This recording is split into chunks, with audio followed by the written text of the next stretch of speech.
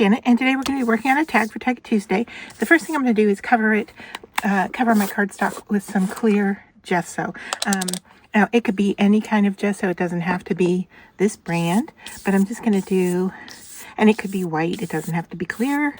This is just what I have. And then we're going to let this fully dry. And the reason that we're using gesso on our cardstock is that I'm going to be working with gelatos, and gelatos tend to blend better when there's a layer of gesso underneath them. So working on a fairly large piece of cardstock, and then we'll cut it down for the tag after we do the technique on the front. So I'm going to let that dry, and then I'll be back. All right, so I went ahead and used my Ranger heat tool to speed things up and to dry this off. And the inspiration for what we're going to be doing is this box I just got from a friend, and this is from Lolly Palooza, and she was getting rid of her gelatos, and I asked her if she wanted to send them my direction instead of just tossing them out. And so she was gracious enough to send these along, and I just picked out a few colors that we're going to work with. But look at all the gelatos that are in here. I mean, it's amazing. I can't wait to work with these. So we may be doing a couple of tags for a couple of weeks using different techniques with gelatos. So I have grabbed out a couple here that color coordinate with each other. And the reason I'm doing that is that we're going to blend them together, and I don't want them to make mud. So I'm just going to go ahead and scribble them onto my surface here in a random application. It doesn't have to be, I mean, you could do stripes or whatever you would like. You can see here I'm getting a little bit of texture from putting down the gesso, and that's gonna work great with what we're gonna do here. So I am just generously laying down different colors, and then we're going to go in and blend. And let's start with a dry baby wipe and see how that works, and if not, we'll bring in a wet one. But okay, you can see here that is just blending really nicely, and we are getting more of, you know, a monotone color. That's okay. We could go in and add more color after we get this first round done here. But we're ending up with a kind of a baby blue. Some of the colors I used had metallic in them, so we're seeing that show up. And I am rubbing rather aggressively, all right, just to let you know. And I'm seeing the texture of the gesso, like I said. So I'm going to go in and just add a little more green because we didn't see a lot of that happening in there.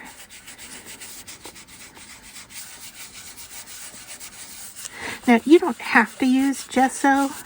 You can blend without it, but it really does blend better when you use a gesso base to those colors.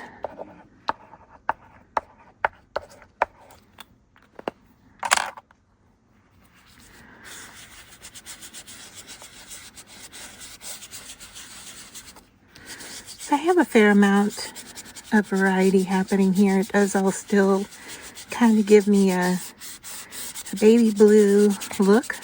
I do have some dark blue in there. I have some green showing up, and then of course we have the stripes coming in from where we applied the gesso, and I'm okay with all of that for this technique. I went ahead and grabbed a stencil, and we're just gonna place it on there and hold it in place. I am not going to tape it down or anything like that. I'm just going to hold it in place, and then I'm going to bring in a wet baby wipe.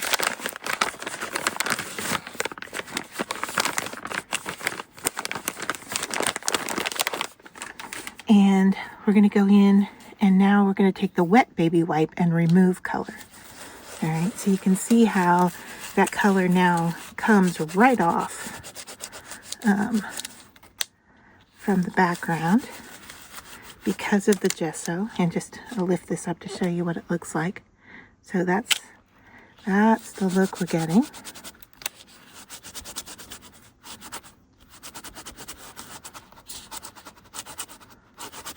So yeah, that is wiping off quite well. All right, and that is the look that we're getting. Interesting little dot pattern showing up. But once the gesso, or excuse me, once the gelatos dry completely, we're good. Although you can spray them if you want. You can go ahead and spray them with a fixative. I'm going to just tap on top of this here and see if I can get rid of some of those dots. That's just moisture that was picked up from the stencil and the baby wipe. If you like the look of it, you could leave it. All right, now at this point you could choose to do a little spray fix on here if you wanted to. You could let it dry. As I turn it in the light, I can see the shimmer happening from those gelatos, so that's quite interesting as well. I think I'm going to go ahead and do a little spray fix on here and show you what I'm going to use a Kmart varnish. It is a workable surface. All right, so I'm going to spray this and then we'll come back. I'll have cut it down to a tag and then we'll get ready to embellish. All right, so to catch you up where we're at, I went ahead and dried this. I did a little spray fix over it and went ahead and cut it out and did a punch. I pulled in a sticker sheet from the Dollar Tree. I've got 2 green gelatos with a little blender, and we're going to go around the edge here because I picked out a die cut word from my stash that's a little bit darker green than what we had going on here. So we're going to go around the edge with that, and we're going to be doing a technique using our gelatos. And so I'm just going to put them on my glass mat. I've got 2 colors of green here because I want this color, but I didn't think it would be dark enough, so I brought in that darker green.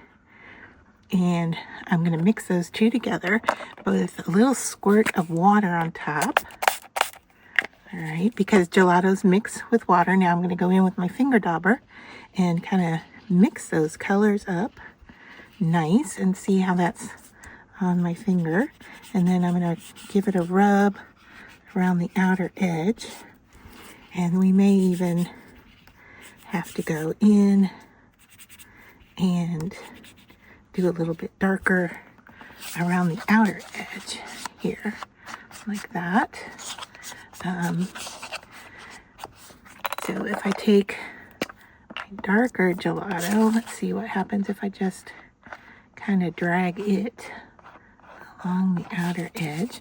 And of course, where I've missed and kind of smeared it onto the front, we can just blend that in using our blending tool.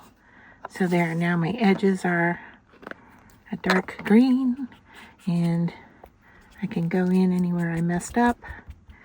And even what happens if I just do a little bit of green on the edges there and go in and blend that nice into that color. All right, so that's looking good. And you can see here, hopefully you can see that what I'm doing is I'm not really removing what's underneath it. I'm just kind of going over it. And so I'm going to be putting this word on here. And then I thought this little butterfly here looked pretty good with those colors. So let's go ahead and put him on at an angle. And you can see he has some dimension to him. I'm just going to enhance that a little bit by lifting up. And then all I need to do is now place our word on here. And I'm just going to use my Zig 2-way glue and go over the back. Doing this on my glass mat so I can easily clean it off. And grab it with my fingers, although tweezers could be a better choice. I'm going to tack that in right about there.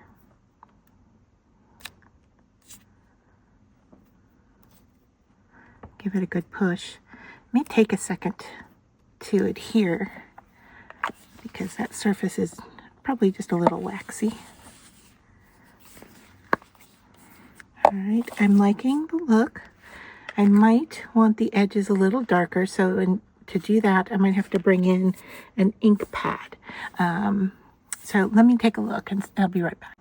All right, so I went ahead and grabbed my Distress Oxide in Mowed Lawn, and I'm just going to go over the edge. It's not quite dark. It's still a pretty vibrant color, but it's going to give us a little bit more.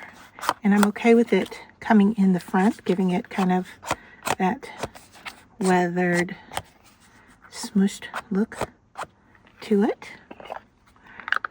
And then we can call that done, although we could also go in with some more embellishments. If you wanted to glue some more pieces on, you could do some threading on the front of it. You could wrap some ribbon. Lots of options here. I don't feel like it's quite finished yet, so I may need to grab a few more things to enhance this. All right, so I went ahead and grabbed some green tissue paper, and since we were working with the clear gesso, I'm going to go ahead and continue using that as our glue. And I'm just going to paste it down here at the bottom and use our tissue over it and get that down in place. Let that dry a little bit. So I want to bring in a coordinating piece up here. Yeah, why not, right? Now we may spread around our Distressed Oxide because I didn't put any fix on it. So that's going to blend a little bit, and that's okay. And then I grabbed some sequins, and I believe these came from Spellbinders from an Advent calendar, and I thought it would be fun just to stick a few of these around on there. Let me get this open. And the nice thing about this little packet is that they come in different sizes. And so I really like being able to grab some different sizes, put them on. So I'm going to grab a little glue here and just put a few sequins here and there. So 1, 2, 3, 4, 5 so far. Let's just see how this looks. Take a big one down here. Go medium. Put a little guy underneath the butterfly.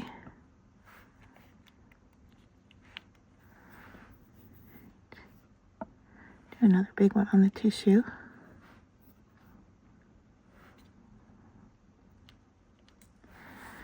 So let's let that dry, and we'll trim it down and then take a look. But I think that's looking more finished than it was before. I don't know that it's going to need anything else going on. But mainly wanted to share with you the technique for working with the gelatos. And once again, thanks to Lolly for sending me the gelatos that she wasn't using. And I will link to her site down below. And I would love for you to go and follow her as well.